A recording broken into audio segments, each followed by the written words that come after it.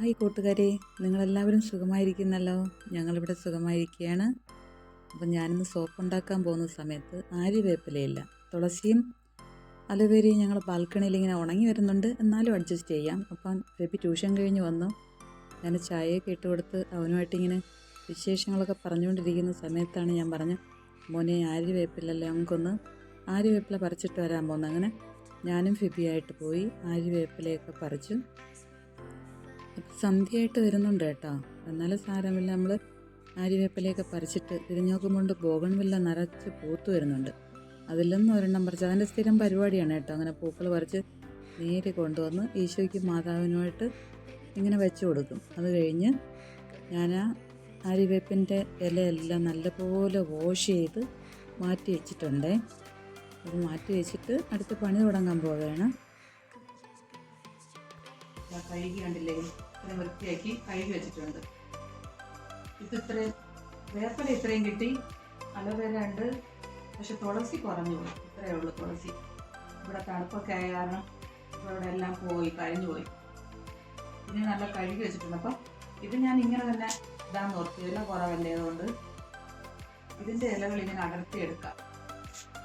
തണ്ട് മാറ്റി ഇലകൾ മാത്രമായിട്ട് ഞാൻ ഇവിടെ എടുക്കുകയാണ്. വേപ്പും തുളസിയും കറ്റാർവാഴയും മഞ്ഞളും എല്ലാം ചേർത്ത് ആയുർവേദ സോപ്പ് ഉണ്ടാക്കാനാണ് ഓർക്കുന്നത്. എല്ലാ ടൈപ്പ് സോപ്പും ഉണ്ടല്ലോ, എല്ലാവർക്കും അറിയായിരിക്കും. പക്ഷെ ഞാൻ ഉണ്ടാക്കുന്ന രീതി ഒന്ന് കാണിക്കാനാണ് ഞാനിന്ന് ചെയ്യാൻ പോകുന്നത്.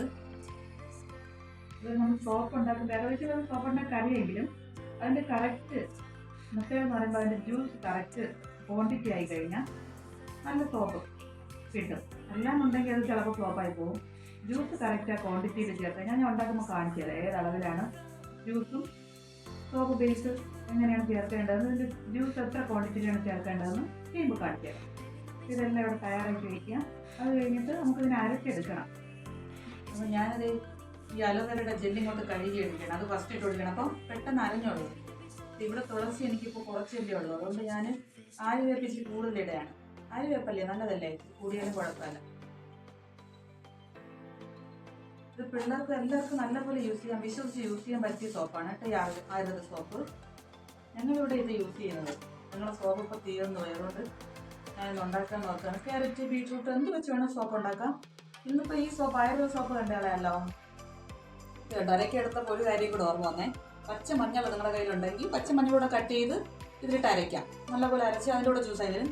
ഇതിപ്പം ഞാൻ നാട്ടിൽ നിന്ന് കൊണ്ടുവന്ന മഞ്ഞൾ, പച്ചമഞ്ഞൾ തന്നെ ഉണക്കി പൊടിച്ചതാണ്, അതും കൂടെ ആഡ് ചെയ്താണ് ഞാൻ അരയ്ക്കുന്നത്. അതുകൊണ്ട് ഞാനിപ്പോൾ ഇതിൻ്റെ കൂടെ ഇട്ട് അരയ്ക്കാൻ പോവാണ്. ഇപ്പോൾ ഞാൻ അരച്ചെടുത്തിട്ടുണ്ട്, നല്ലപോലെ പേസ്റ്റായി. ഇതിന് ഇനി ഒരു തുണിയിലോട്ട് തട്ടി അരച്ചെടുക്കാം. ഇത് കണ്ടില്ലേ, ഇതിൽ പാത്രം എടുത്തിട്ടുണ്ട്, പാത്രത്തിലോട്ട് തുണി ഇട്ട് കൊടുത്തിട്ട് ഇതിനെ അരിച്ചെടുക്കാം. ഇത് കണ്ടില്ല, നല്ല തിക്കായിട്ടിരിക്കുകയാണ്. കിട്ടുന്ന ജ്യൂസ് മതി, ഒത്തിരി വെള്ളം ഒഴിച്ച് ജ്യൂസാക്കാൻ പാടില്ല. വെള്ളം അത് കാര്യമില്ലല്ലോ. ഇത് കണ്ടില്ലേ, ഇങ്ങനെ ഇതിൻ്റെ ജ്യൂസിനെ നമുക്ക് മാറ്റിയെടുക്കാം. എല്ലാം നല്ലപോലെ ഈ ജ്യൂസിനെ ഇങ്ങ് എടുക്കണം. അത് 400 ഗ്രാമിനകത്തുള്ള സോപ്പ് ബേസാണ് എടുത്തിട്ടുള്ളത്. സോപ്പ് ബേസ് സ്റ്റോറുകളിലൊക്കെ മേടിക്കാൻ കിട്ടും, ഓൺലൈൻ മേടിക്കാൻ കിട്ടും. കട്ട് ചെയ്ത് ഇതിനെ ഒന്ന് ഡബിൾ ബോയിൽ ചെയ്യണം. തിളച്ചിരിക്കുന്ന വെള്ളത്തിൽ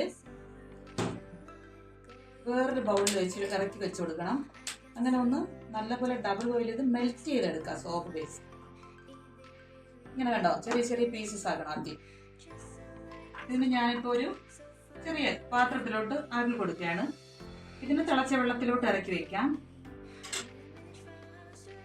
വെള്ളം കണ്ടില്ലേ, നല്ലപോലെ തിളച്ചിട്ടുണ്ട്. അതിലോട്ട് ഈ സോപ്പ് ബേസ് നമുക്ക് ഇറക്കി വെച്ച് കൊടുക്കുക. അത് അവിടെ ഇരുന്ന് നല്ലപോലെ മെൽറ്റായി വരും.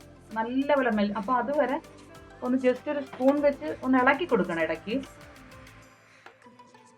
ഫുള്ള് മെൽറ്റ് ആവണം. ഇത് കണ്ടില്ലേ, ഇപ്പോൾ നല്ലപോലെ മെൽറ്റായി, ഫുള്ളും കട്ടയൊന്നും ഇല്ലാതെ ഫുൾ മെൽറ്റ് ആയിട്ടുണ്ട്. ഇനി ഇതിലോട്ട് ഇത് 4-5 ഇൻഗ്രീഡിയൻസ് കൂടെ ആഡ് ചെയ്യണം. അതിനുവേണ്ടി ഒലിവ് ഓയിൽ, ഒരു 4-5 ഡ്രോപ്പ് ഒലിവ് ഓയിൽ എടുക്കാം. അത് കഴിഞ്ഞ് ഗ്ലിസറിൻ ആഡ് ചെയ്യും. ഗ്ലിസറിൻ ആഡ് ചെയ്യുന്നത് ഒരു 4-5 ഡ്രോപ്പ് ഗ്ലിസറിനും ഒഴിച്ചു കൊടുക്കാം. അത് കഴിഞ്ഞ് റോസ് വാട്ടർ കൂടെ ആഡ് ചെയ്യണം. ബദാം ഓയിലുണ്ടെങ്കിൽ ബദാം ഓയിലൊക്കെ യൂസ് ചെയ്യാൻ കേട്ടോ. എൻ്റെ കയ്യിലിപ്പോൾ വെളിച്ചെണ്ണയും ഒലിവ് ഓയിൽ മാത്രമേ ഉള്ളൂ. ഇതും അതുപോലെ തന്നെ ഒരു 4-5 ഡ്രോപ്പ് ഒഴിച്ച് കൊടുക്കാം.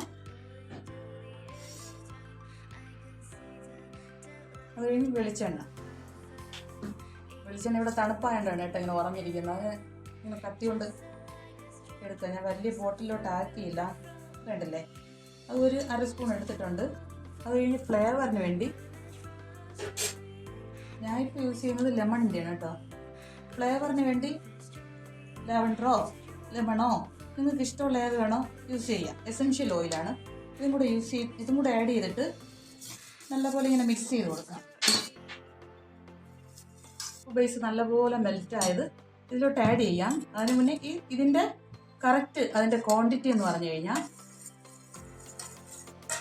ഈ സോപ്പ് ബേസ് മെൽറ്റ് ആകുമ്പോൾ എത്രയാണോ എമൗണ്ട് ഇരിക്കുന്നത് അതിൻ്റെ ഒരു 1/3 ഭാഗം മാത്രമേ ഈ ജ്യൂസ് പാടുള്ളൂ. അതിൻ്റെ കൂടാൻ പാടില്ല. കൂടിപ്പോയാൽ സോപ്പ് കറക്റ്റ് ഇതായിട്ട് വരത്തില്ല. ഈ ജ്യൂസ് ഇതിലോട്ട് ആഡ് ചെയ്ത് കൊടുക്കാം.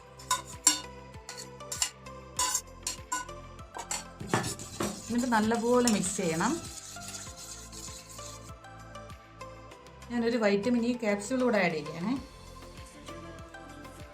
ആദ്യം ഓയിലൊക്കെ യൂസ് ചെയ്തപ്പോൾ നമ്മൾ ആഡ് ചെയ്തപ്പോൾ ഇതും കൂടെ ആഡ് ചെയ്യാം. ഇതും കൂടെ മാറിയത് ഞാനത് ശ്രദ്ധിച്ചില്ല.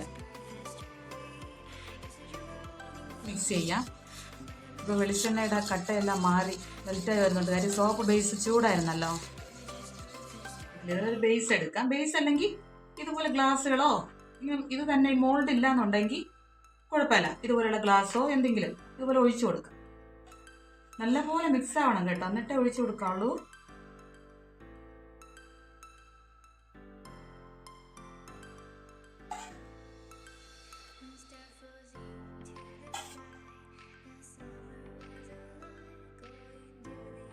ഞാനിപ്പോൾ ഒരെണ്ണം ഇതിലും കൂടെ ഒഴിച്ച് കാണിക്കാമേ.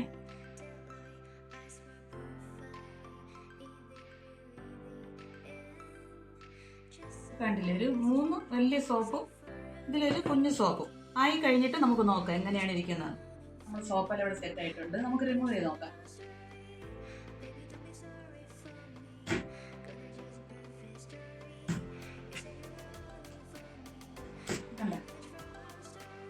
എല്ലാം നല്ലപോലെ വന്നിട്ടുണ്ട്. ഇനി ഗ്ലാസ്സിലുള്ളത് നമുക്ക് ശരി കട്ട് കൊടുത്തിട്ട്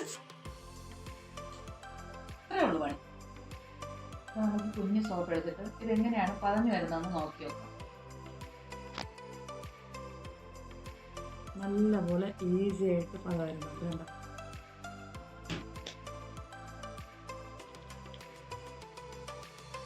ആർക്കും ഇത് ഉണ്ടാക്കാന്നുള്ളതേ ഉള്ളൂ. ഇതൊക്കെ യൂസ് ചെയ്യുന്നതുകൊണ്ട് നമുക്ക് സ്കിന്നിലുള്ള ചൊറിച്ചില് എന്തെങ്കിലും ഫംഗൽ വരാനുള്ള അതിനൊക്കെ നല്ലൊരു സൊല്യൂഷനാണിത്. അതുപോലെ തന്നെ സ്കിൻ നല്ല മോയ്സ്ചറാക്കി വയ്ക്കും. നമ്മൾ വൈറ്റമിൻ ഇ ക്യാപ്സ്യൂളും വെളിച്ചെണ്ണ എല്ലാം യൂസ് ചെയ്യില്ലേ, അതുകൊണ്ട് എപ്പോഴും ഇത് നല്ല ബെനിഫിറ്റാണ് ഈ സോപ്പ്. പിള്ളേർക്ക് യൂസ് ചെയ്യാനും എല്ലാവർക്കും നല്ലതാണ് കേട്ടോ. സോപ്പ് ഇഷ്ടപ്പെട്ട് കഴിഞ്ഞിട്ടുണ്ടെങ്കിൽ എല്ലാം ഉണ്ടാക്കി നോക്കണേ. അതുപോലെ വീഡിയോ ഇഷ്ടപ്പെട്ടാൽ ലൈക്ക് ചെയ്യണം, അതുപോലെ സബ്സ്ക്രൈബ് ചെയ്യണം, കമൻറ്റ് ചെയ്യണം. ബൈ.